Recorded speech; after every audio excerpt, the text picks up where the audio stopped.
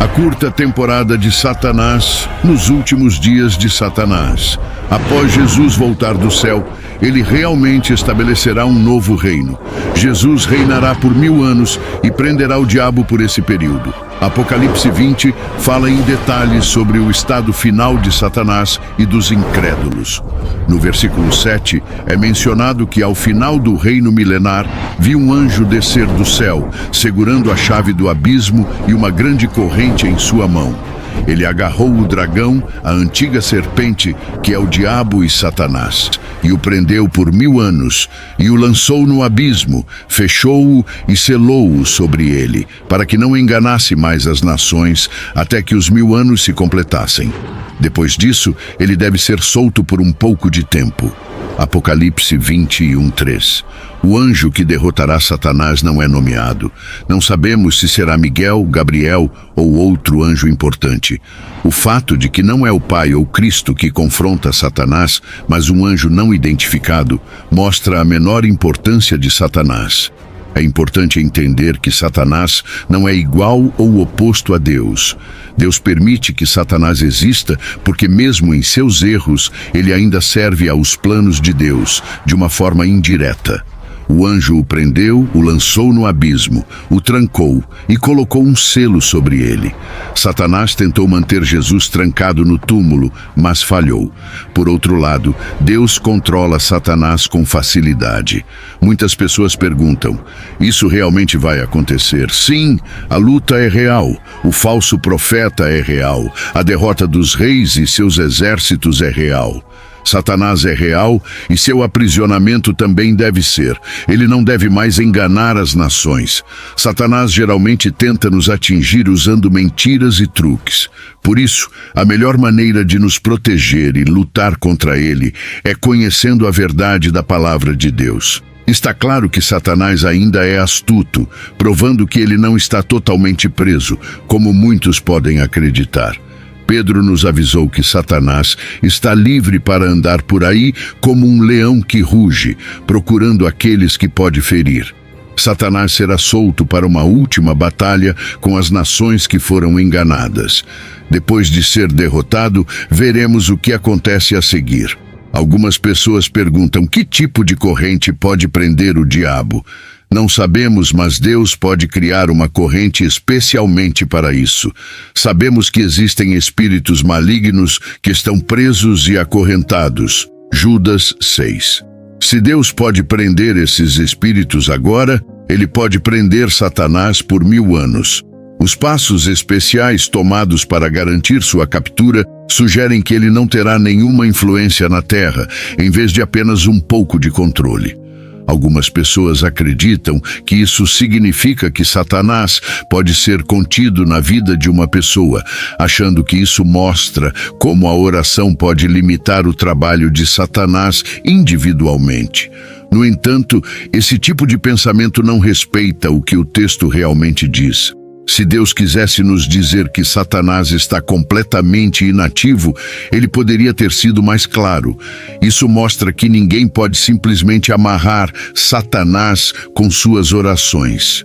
Isso é algo que apenas Deus faz. É crucial entender que derrotar Satanás e seus poderes não acontece por causa de algo que fazemos como humanos. Lemos que ele não deveria mais enganar as nações. Satanás ainda está enganando as pessoas hoje, então entendemos que ele não está preso da forma como essa passagem sugere. Ele não foi parado quando Jesus morreu na cruz, quando ressuscitou ou quando a igreja começou.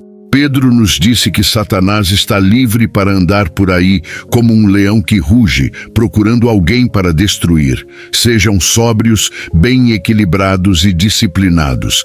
Estejam alertas e cautelosos o tempo todo.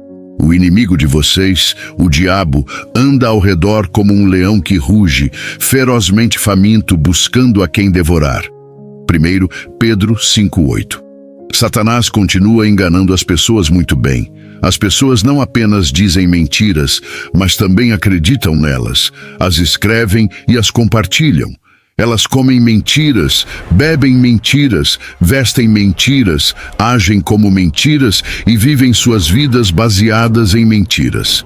as mentiras se tornam uma grande parte de quem elas são. Lemos até que os 1000 anos se completem. Esse período de 1000 anos é frequentemente chamado de milênio.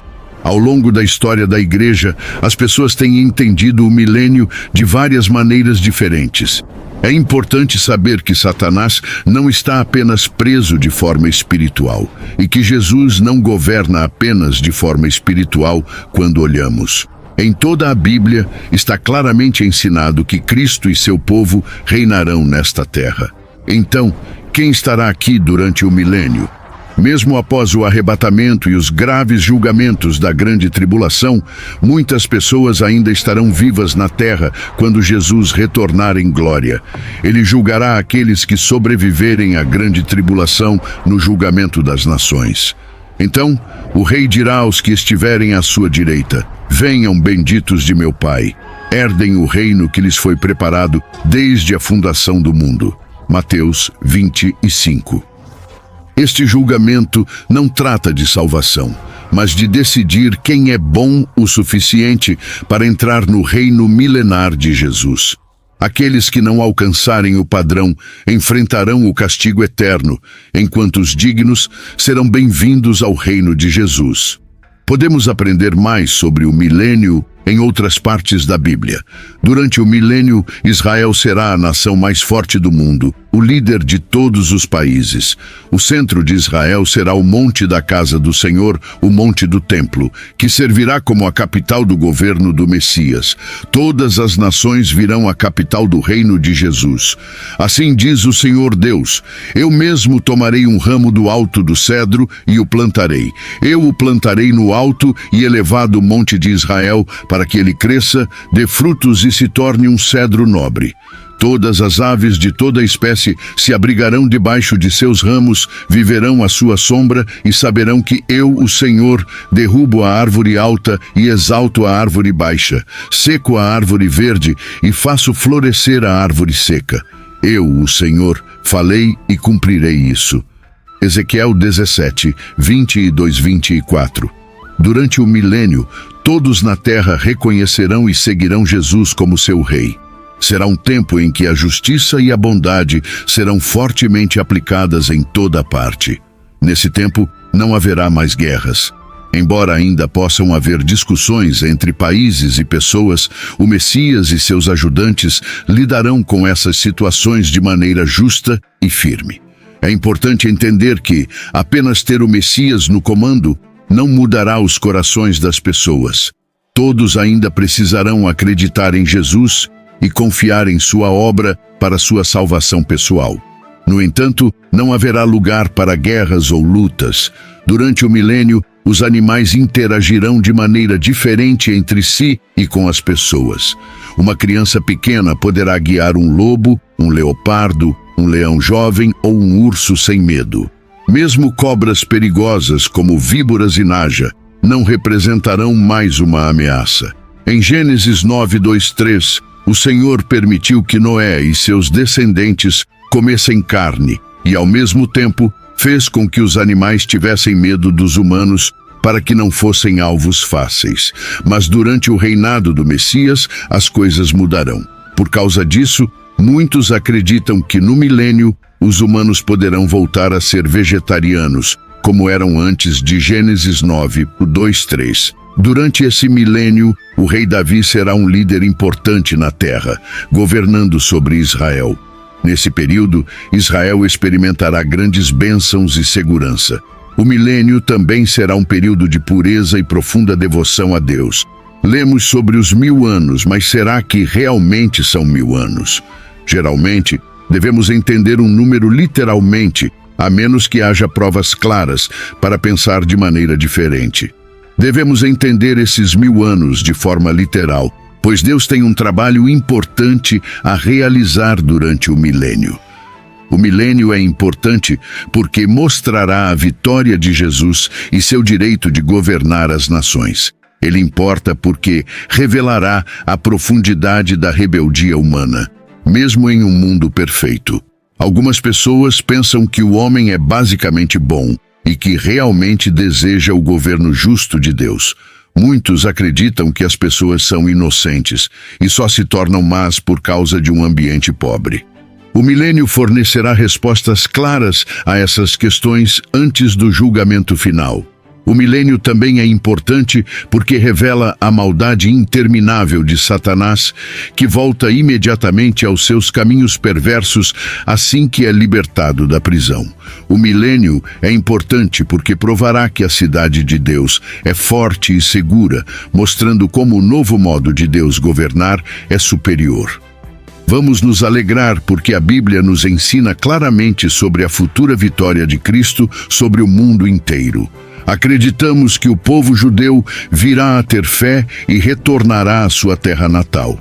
Cremos que Jerusalém será a principal cidade no reino de Cristo. Todas as nações virão e desfrutarão da luz dessa bela cidade que será construída em Jerusalém. Esperamos que a glória centrada ali se espalhe por todo o mundo, enchendo-o de santidade, alegria e prazer. Olhamos para isso com grande esperança.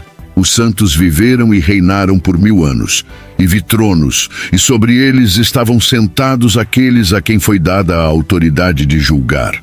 E vi as almas daqueles que foram decapitados por causa do testemunho de Jesus e por causa da palavra de Deus, e aqueles que não adoraram a besta ou a sua imagem, nem receberam sua marca na testa ou nas mãos. Eles voltaram à vida e reinaram com Cristo por 1000 anos. Apocalipse 24. Quem se senta nesses tronos? Talvez os 24 anciãos, representando a igreja, ou os apóstolos, ou o conjunto dos santos como um todo. Vocês não sabem que os santos julgarão o mundo? 1 Coríntios 6, 2, 3. Julgar o mundo. Se o mundo será julgado por vocês, não são competentes para julgar casos triviais, insignificantes e pequenos? Não sabem que nós, crentes, julgaremos os anjos? Quanto mais, então, as questões desta vida. Lemos que o julgamento foi confiado a eles. Isso pode ser o julgamento dos anjos, mencionado em 1 Coríntios 6, 2, 3. Porém, é mais provável que esses santos estejam encarregados aqui na terra. Esses santos reinarão com Jesus pelo mesmo tempo em que Satanás estará preso. 1000 anos. Eles ajudarão a governar o reino de Jesus Cristo na terra, supervisionando aqueles que passarão das dificuldades da grande tribulação para a paz do milênio. Todos que vencerem com Jesus reinarão com ele. Vocês não sabem que os santos, o povo de Deus, um dia julgarão o mundo? Se o mundo será julgado por vocês, não são competentes para julgar casos triviais, insignificantes e pequenos. Não sabem que nós, crentes, julgaremos os anjos, quanto mais então as questões desta vida. 1 Coríntios 6, 2, 3. Como João menciona apenas os santos da tribulação, essas pessoas são mencionadas para encorajá-las e mostrar que outros não serão esquecidos. Isso é um reconhecimento especial para aqueles que sofreram durante a tribulação. Eles enfrentaram grande dor por causa do anticristo, que afirmava: "Eu governarei a terra". Agora, esses fiéis crentes detêm o poder enquanto o anticristo é derrotado. Esses mártires são pessoas reais, mas também representam todos que dão suas vidas por Jesus. O termo decapitados significa mais do que podemos perceber. A palavra grega antiga, na verdade, significa executados. Os outros mortos, os não crentes, não ressuscitaram até que os 1000 anos fossem completados. Esta é a primeira ressurreição. Bem-aventurado, feliz, próspero, digno de ser admirado e santo é aquele que participa da primeira ressurreição. Sobre esses, a segunda morte, que é a separação eterna de Deus, o lago de fogo, não tem poder ou autoridade. Mas eles serão sacerdotes de Deus e de Cristo e reinarão com ele por 1000 anos. Apocalipse 25, 6. Esta é a primeira ressurreição. Esta primeira ressurreição significa que todas as pessoas que morreram crendo em Jesus receberão novos corpos ressuscitados para viverem para sempre. Esta é uma bênção especial. Bem-aventurado e santo é aquele que participa. Esta é uma ressurreição poderosa. A segunda morte não tem poder sobre eles. Este é um privilégio especial. Eles serão sacerdotes de Deus e reinarão com Ele por 1000 anos. Se você não participar da primeira ressurreição, não será abençoado.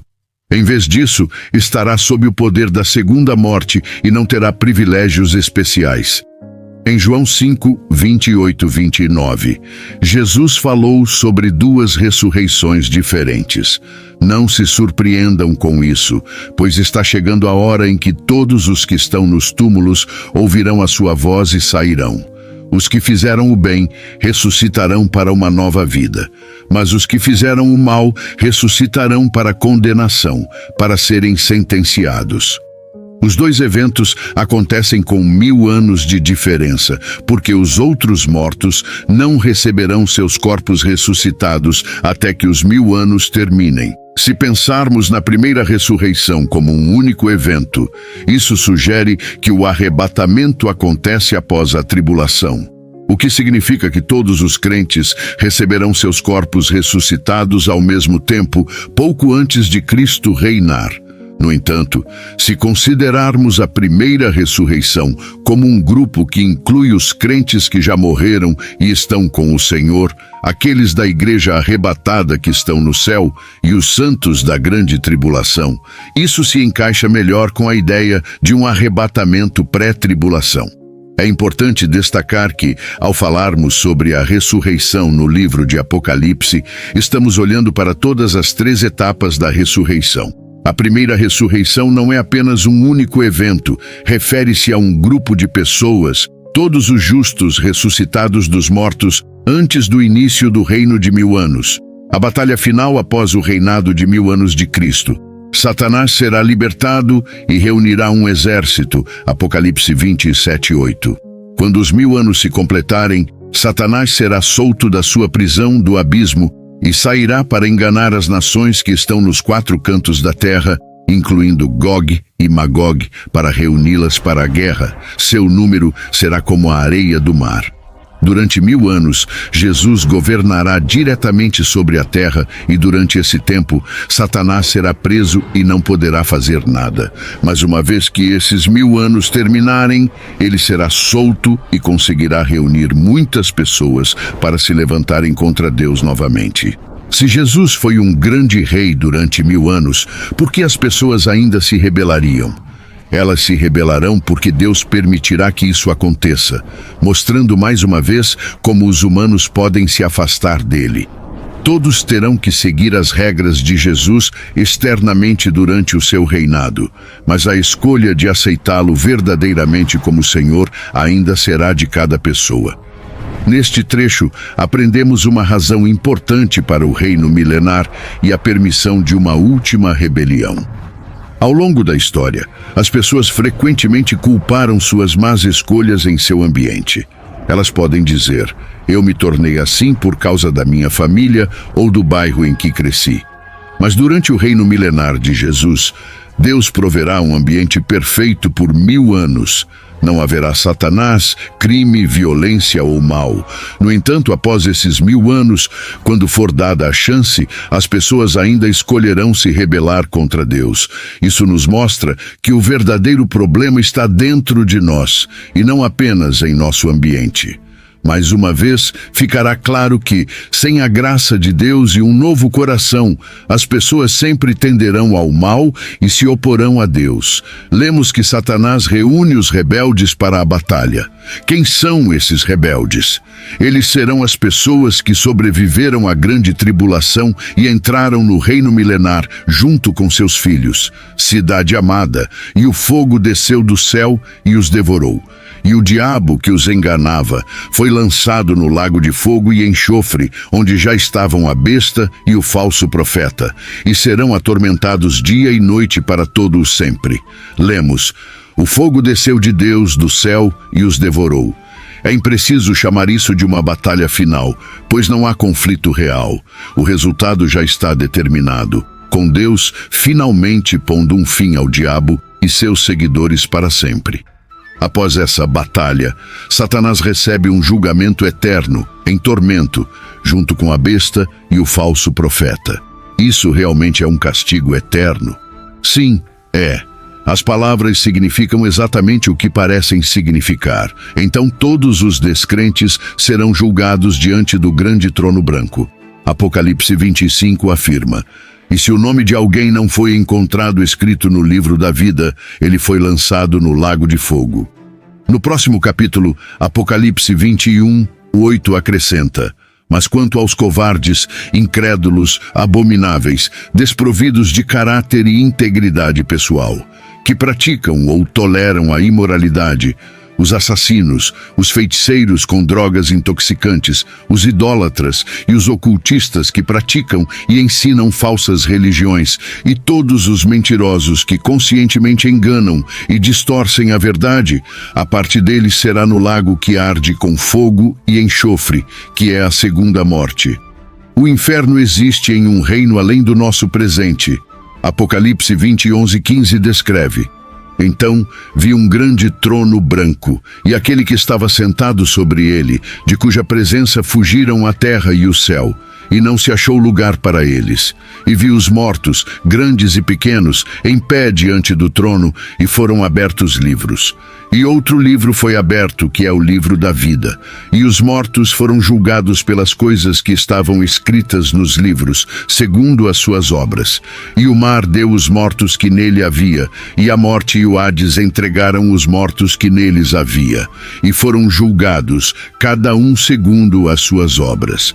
Então a morte e o Hades foram lançados no lago de fogo. Esta é a segunda morte, o lago de fogo. E se o nome de alguém não foi encontrado escrito no livro da vida, ele foi lançado no lago de fogo. Os descrentes experimentam tormento contínuo e são incapazes de escapar do julgamento. A Bíblia nos diz que o juiz é Jesus, em João 5:22-27. Porque nem mesmo o Pai julga alguém, mas deu ao Filho todo o julgamento, para que todos honrem o Filho, assim como honram o Pai. Aquele que não honra o Filho, não honra o Pai que o enviou. Em verdade vos digo que quem ouve a minha palavra e crê naquele que me enviou, tem a vida eterna, e não entra em juízo, mas passou da morte para a vida. Em verdade vos digo que a hora está chegando, e já chegou, em que os mortos ouvirão a voz do Filho de Deus, e os que a ouvirem viverão. Pois assim como o Pai tem vida em si mesmo, assim deu ao Filho ter vida em si mesmo, e lhe deu autoridade para executar julgamento, porque ele é o Filho do homem. A terra e o céu fugiram desse trono.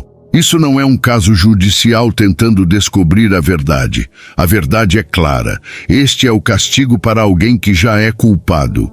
Também lemos que os mortos foram julgados com base no que fizeram. Se o nome das pessoas não estiver no livro da vida, cada pessoa é julgada por suas ações. Aqueles que não se aproximam de Deus com fé serão, por padrão, julgados e considerados culpados pelo que fizeram. Lemos que, então a morte e o Hades foram lançados no lago de fogo. Os efeitos remanescentes do pecado foram erradicados, incluindo a morte. Os últimos vestígios do poder ilegal do pecado são eliminados. Quando uma pessoa se refere ao inferno, o lago de fogo é o que normalmente tem em mente. Lemos que esta é a segunda morte. Um comentarista bíblico notou: assim como existe uma segunda e mais alta vida, também há uma segunda e mais profunda morte. E depois dessa vida não há mais morte, assim como depois dessa morte não há mais vida. No fim dos tempos, Satanás e os descrentes experimentarão a segunda morte, na qual estarão no lago de fogo. Esta situação terrível é algo que ninguém desejaria. É por isso que Deus ofereceu a salvação por meio de Jesus a todos que crerem, e ainda hoje oferece essa salvação com paciência. João 3:16. Porque Deus amou o mundo de tal maneira que deu o seu Filho unigênito, para que todo aquele que nele crê não pereça, mas tenha a vida eterna. Isso está muito distante do estado original de Satanás, antes de se tornar o diabo, ou Satanás, como também é conhecido. O diabo era conhecido como o querubim ungido. Seu nome, segundo Isaías 14:12, era Lúcifer, que significa o brilhante. Infelizmente, Lúcifer, o querubim ungido, transformou-se no diabo. Agora, em Ezequiel 28, somos informados sobre um querubim específico que pode ser identificado como Satanás. Esse querubim ungido incorporava o ápice da sabedoria e da beleza. Ele era um ser maravilhoso entre as hostes celestiais. Satanás ocupava posições de alto escalão, status e responsabilidade. Não interprete mal a referência ao Éden como sendo do Gênesis. Sabemos que Satanás estava presente no jardim, mas na forma da serpente. Esta é uma referência a um Éden pré-histórico. O Jardim do Éden era um jardim de plantas e árvores. Entretanto, neste Éden, o jardim era feito de pedras preciosas. Muitas pessoas acreditam que Satanás dirigia a música de louvor no céu por causa dos instrumentos musicais mencionados no versículo 13. Todos nós sabemos que a música tem um poder tremendo, seja para o bem ou para o mal. Vimos como Satanás tem usado a música para enviar falsas mensagens às nossas mentes e corações. Devemos lembrar que a música tem o poder de elevar um coração a Deus ou arrastar uma alma ao inferno. Como Lúcifer, Satanás era uma estrela brilhante, o filho da manhã. Seus privilégios deveriam tê-lo tornado o querubim mais grato. Satanás se corrompeu. A iniquidade foi descoberta nele. O Senhor então lista 3 pecados: violência, arrogância e irreverência.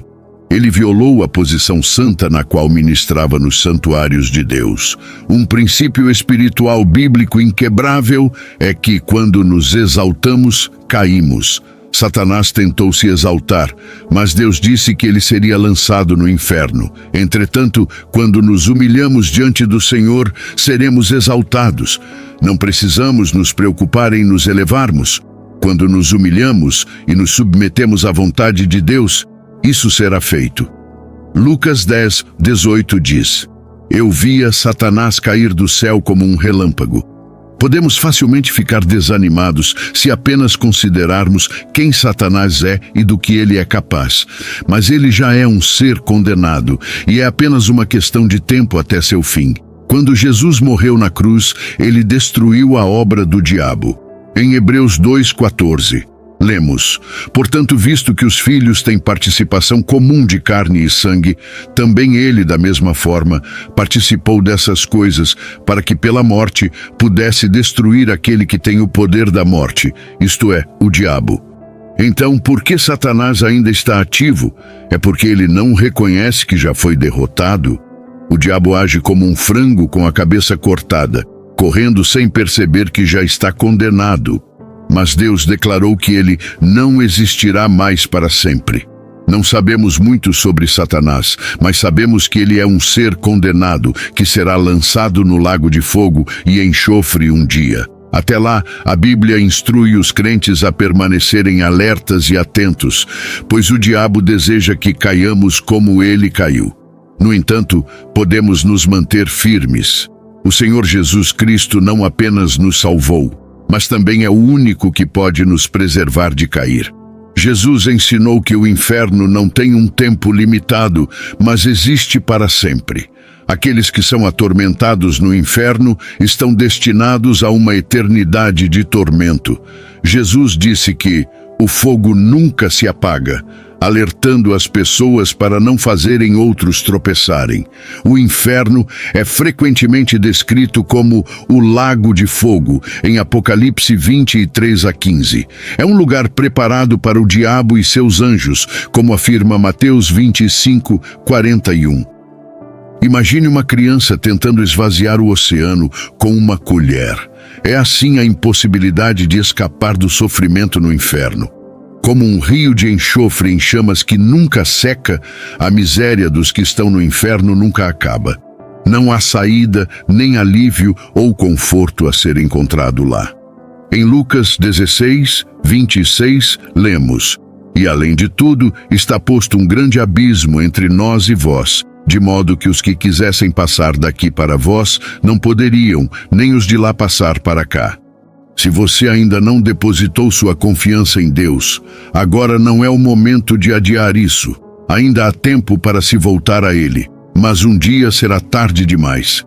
A respeito do inferno, C.S. Lewis escreveu: "Não há doutrina que eu mais voluntariamente removeria do cristianismo do que esta, se estivesse ao meu alcance, mas ela tem o completo apoio das Escrituras e especialmente das palavras do próprio Senhor.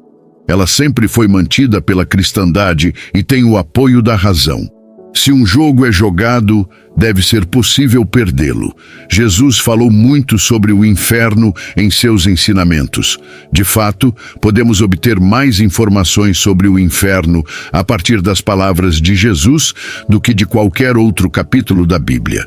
Ele descreveu o inferno como trevas exteriores. Mateus 8,12 diz: "Mas os filhos do reino, os descendentes de Abraão, que não me reconhecem como o Messias, serão lançados nas trevas exteriores. Ali haverá choro e ranger de dentes. No fim dos tempos, todos estarão diante de Jesus Cristo, e ele separará a humanidade em dois grupos: as ovelhas, que demonstram sua fé em Jesus por meio de suas boas ações, e os bodes, que não mostram sua fé em Jesus através de obras. Aqueles que não confiaram em Jesus, os bodes, serão destinados ao castigo eterno, enquanto as ovelhas receberão a vida eterna.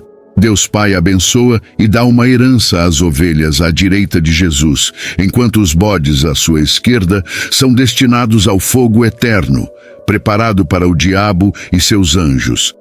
A explicação dada é que os bodes tiveram a oportunidade de ministrar ao Senhor, mas não fizeram nada. Os condenados perguntam: "Senhor, quando te vimos com fome ou com sede ou forasteiro, ou necessitando de roupas, ou doente ou na prisão, e não te ajudamos?"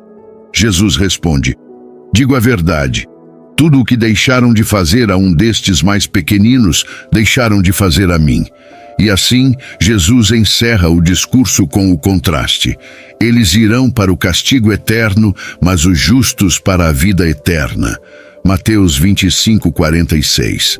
Os descrentes irão para o castigo eterno e interminável, mas os justos, por sua graça extraordinária, receberão a vida eterna. Jesus sempre distinguiu o inferno do reino de Deus. O inferno é o oposto da excelente comunhão eterna com Deus.